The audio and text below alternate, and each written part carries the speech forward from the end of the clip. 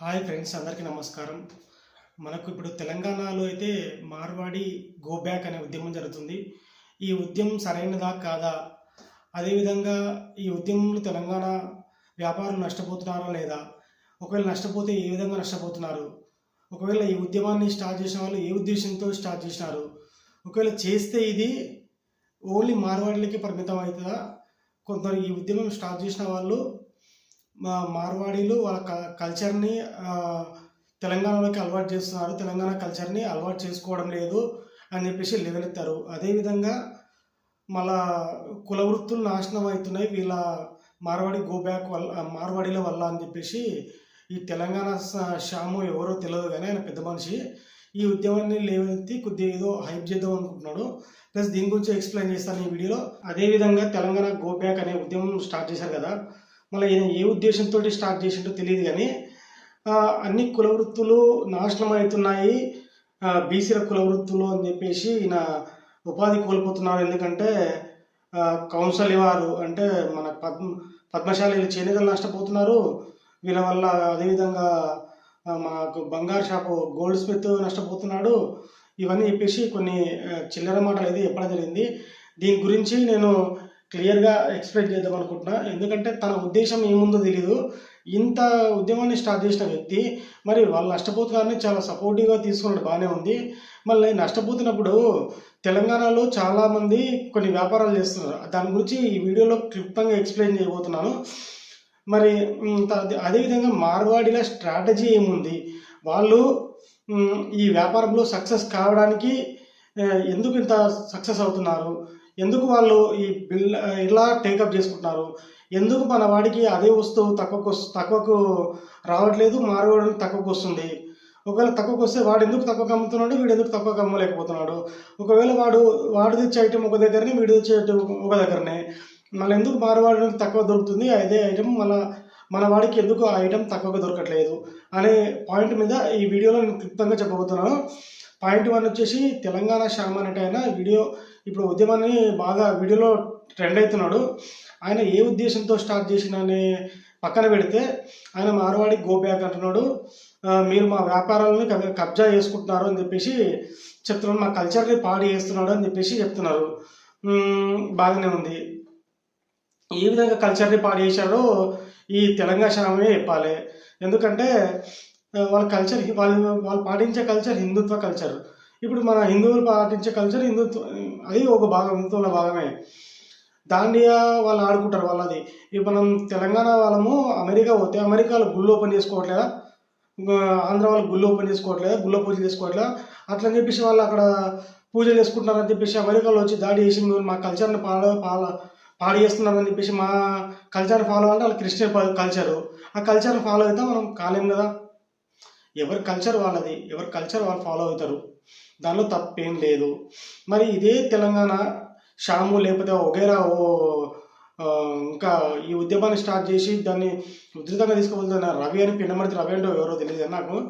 అట్లాంటి వాళ్ళు మరి ఈ కుల వృత్తులు నాశనం అవుతున్నాయి వీళ్ళ వల్ల అంటున్నారు. తెలంగాణలో అవసరం వాళ్ళు అంటే గోల్డ్ స్మిత్ చేసే పని ముస్లింలు చేస్తున్నారు.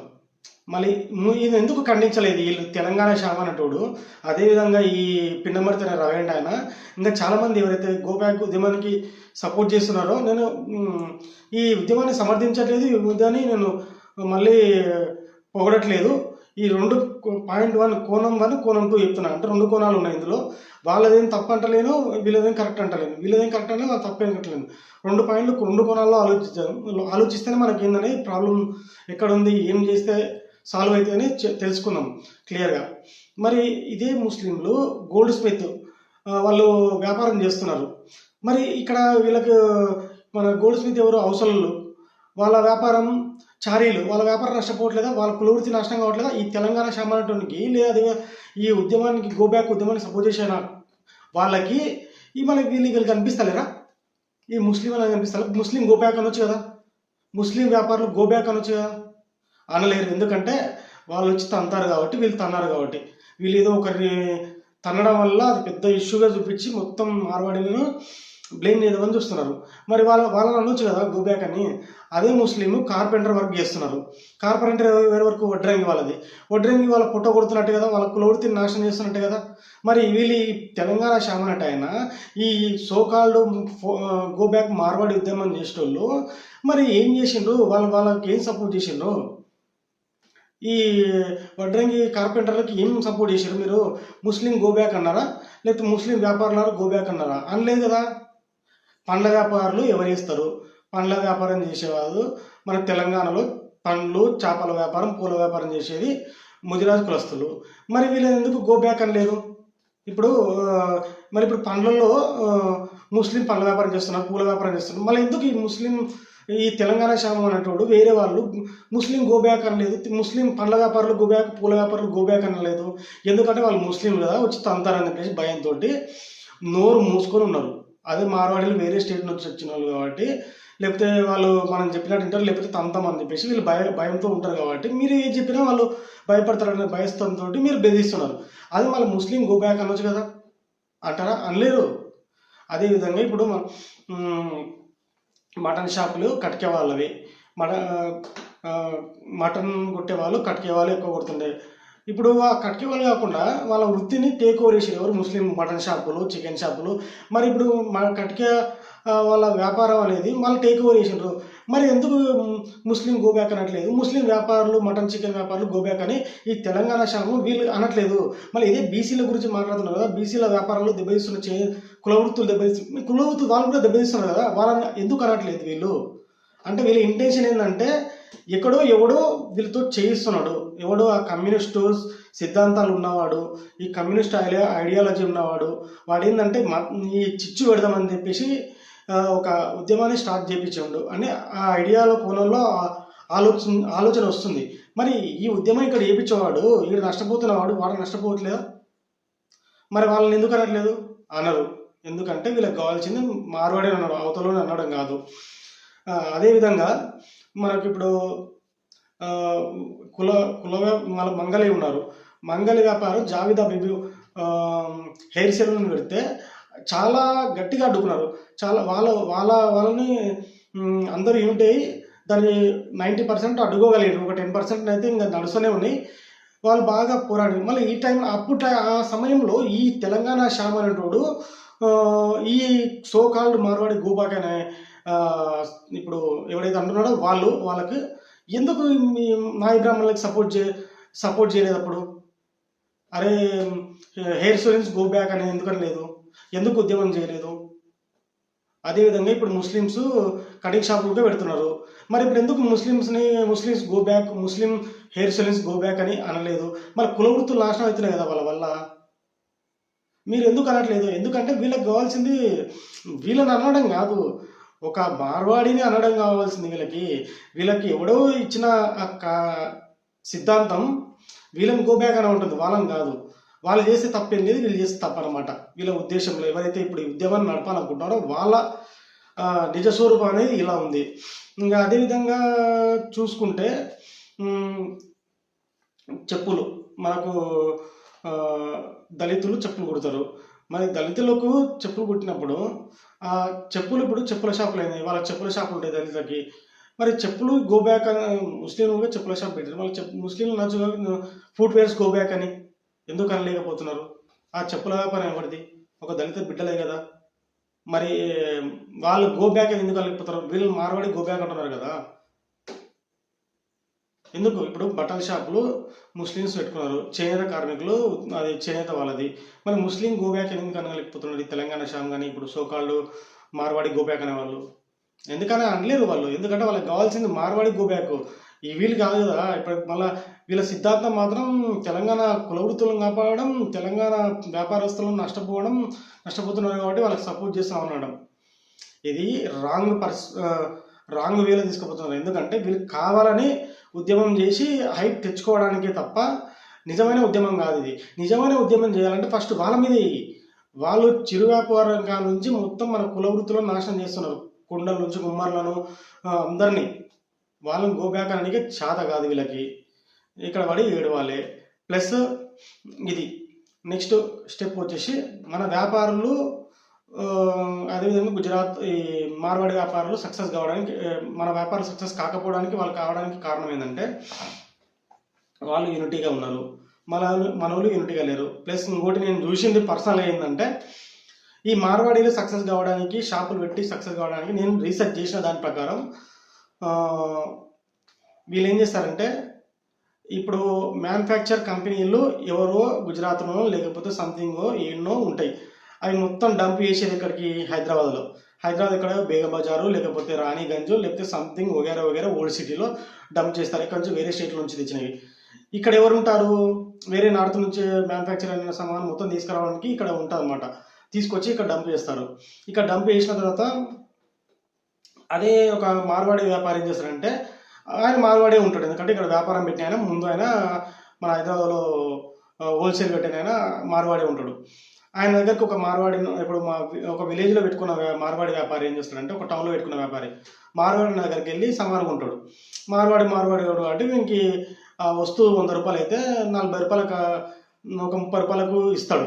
ఈయన ఏం చేసుకుంటాడు, ఆ వస్తువుని 100 రూపాయలు అమ్ముకుంటాడు, లేకపోతే ఒక 70 రూపాయలు అమ్ముకొని 30 రూపాయలు ఎంఆర్పి మీద చూపిస్తాడు అనమాట.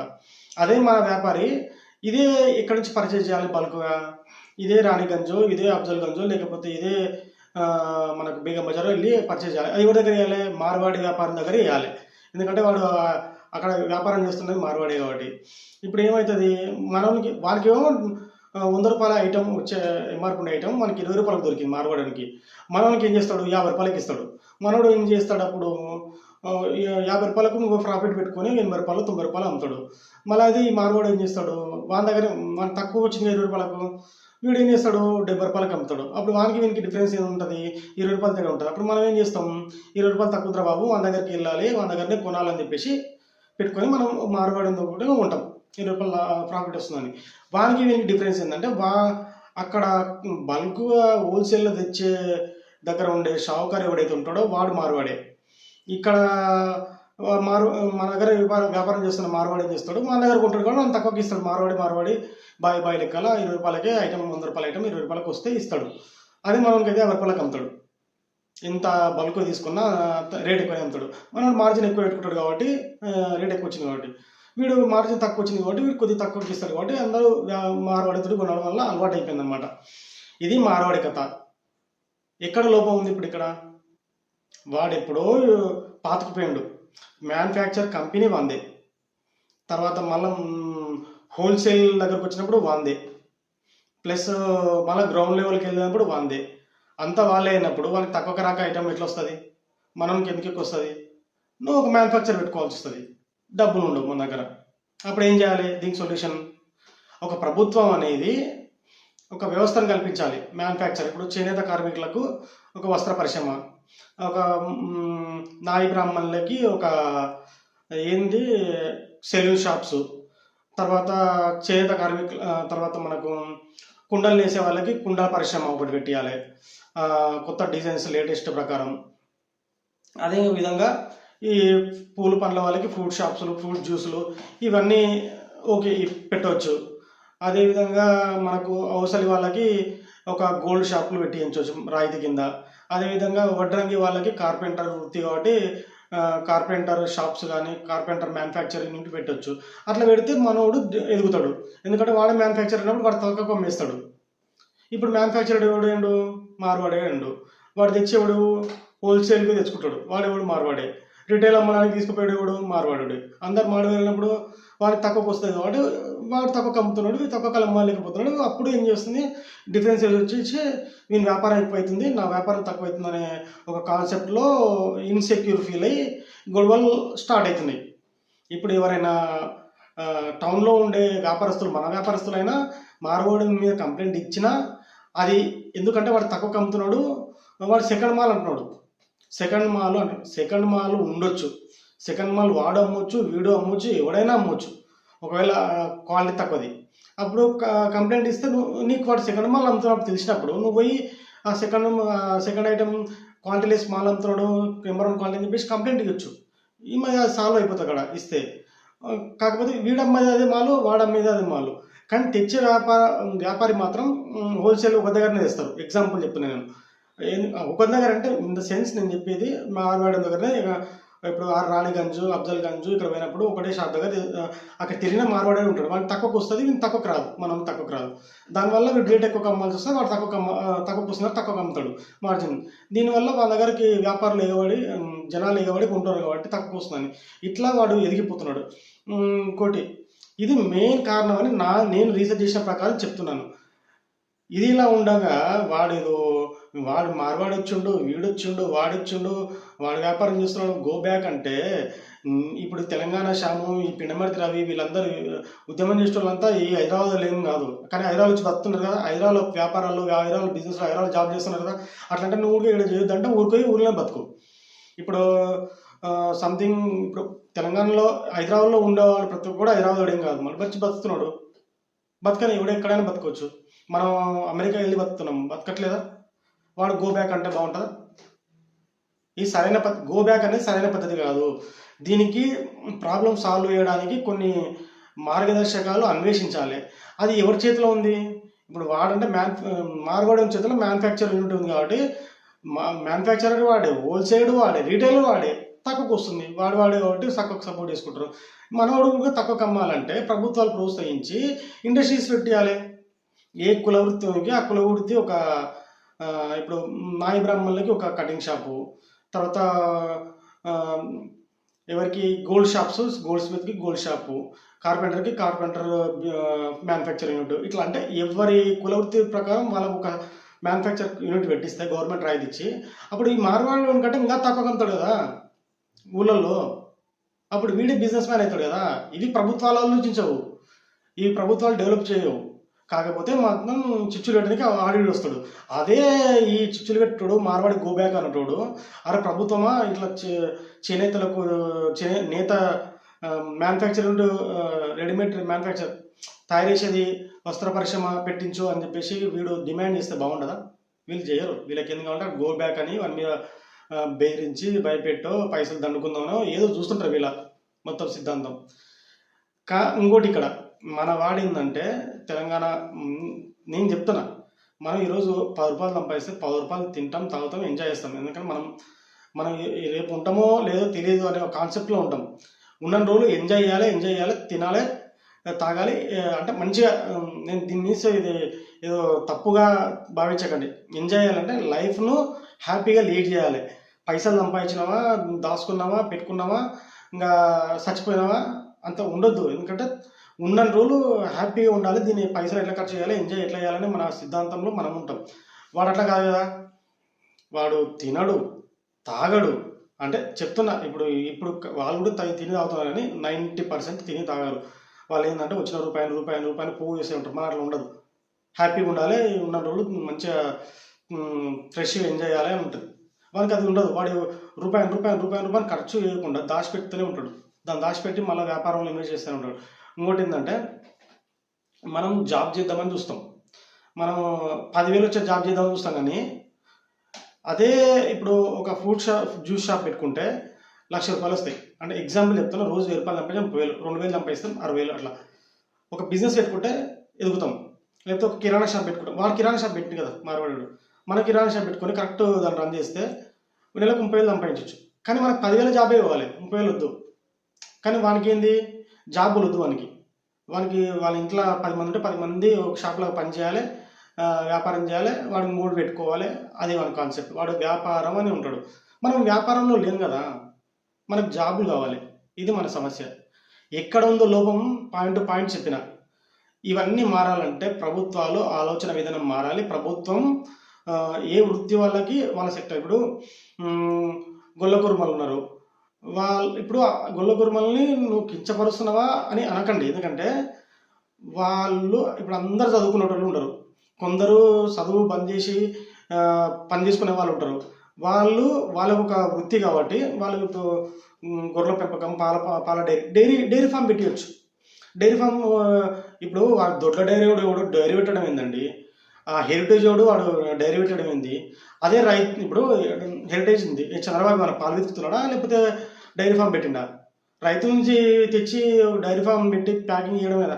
అదే డైరీ ఫామ్ ఇండస్ట్రీ 90% రాయితీ ఇచ్చి ప్రభుత్వమే గొల్ల కుర్మల్ని ప్రోత్సహిస్తే సరిపోతుందిగా. ఒక ఎదుగుతాడుగా, ఎంటర్ప్రీనర్ ఎదుగుతాడుగా. అదే ఇప్పుడు ముదిరాజు ఉన్నారు, చేపలు వాళ్ళ బిజినెస్, ఫ్రూట్స్ ఇవన్నీ, వాళ్ళకు ఇండస్ట్రీ వేరే కంట్రీస్కి ఎట్లా ఎక్స్పోర్ట్ చేయాలి, లేకపోతే ఈ పూల మనకి ఫ్రూట్ షాప్స్ జ్యూస్ ఎట్లా పెట్టాలి, ఇవన్నీ నేర్పిస్తే వాళ్ళు ఉపాధి పొందుతారు కదా. ఇప్పుడు గోల్డ్ స్మిత్కి ఇలా వ్యాపారం పెట్టిస్తే ప్రతి ఒక్కరు వాళ్ళు ఎదుగుతారు కదా. ఇవన్నీ గవర్నమెంట్కి పట్టవు. ఇవన్నీ ఈ సోకాళ్ళు గో బ్యాక్ అనేటోడు ఈ ప్రభుత్వం మీద పోరాటం చేయడు. ఇట్లాంటివి గో బ్యాక్ అనాలి. వాడు అన్యాయం చేస్తున్నాడు, ఆక్రమణ చేస్తున్నాడు, వాడు దోసుకొచ్చిస్తున్నాడు. ఫస్ట్ మనం యూనిటీ ఉండాలి. యూనిటీ ఉండి మ్యానుఫ్యాక్చర్ సెక్టార్ వైపు పరుగులు ఎడితేనే కదా తక్కువకి వచ్చేది. మన తెలంగాణ మ్యానుఫ్యాక్చరింగ్ తయారు చేసి మన తెలంగాణలోనే రిటైల్ షాపులకి అమ్మితే బాగుంటుంది కదా. ఇవన్నీ మన దగ్గర డబ్బులు కాబట్టి ఇవన్నీ కావాలంటే గవర్నమెంట్ ప్రోత్సహించాలి. గవర్నమెంట్ ఇవన్నీ ఎంకరేజ్ చేయాలి. ఇవన్నీ ఎంకరేజ్ చేయాలంటే ఇప్పుడు ఇట్లాంటి ఉద్యమకారులు ప్రభుత్వం మీద పడి పోరాటం చేయాలి. ఎవరు ఈ మార్వాడి మీద లేకపోతే ఇంకోటి మీద పడి ఏడవడం కాదు. ప్రభుత్వం మీద పడి మనకు ధర్నాలు, రాస్తారోకలు చేస్తే, ఇట్లా చేయండి అని చెప్పేసి చేస్తే మంచిగా ఉంటుంది. అప్పుడు ఈ ఉద్యమాలు జరగవు. అప్పుడు వాడు వచ్చి ఇట్లా చేసిండు అట్లా చేసిండు అని చెప్పేసి ఉంటుంది కదా. నాకు తెలిసినంత వరకు అయితే నా పాయింట్లు ఇవి. మీకు ఈ వీడియో నచ్చినట్లయితే లైక్ చేయండి, కామెంట్ చేయండి, షేర్ చేయండి. పక్కా 10 మందికి షేర్ చేయాలి. ఎందుకంటే క్లుప్తంగా వివరించిన నేను, కాబట్టి మీరు పక్కా లైక్ చేయాలి, సబ్స్క్రైబ్ చేసుకోవాలి ఛానల్. ఈ వీడియోని అయితే 10 మందికి షేర్ చేయాల్సిందే.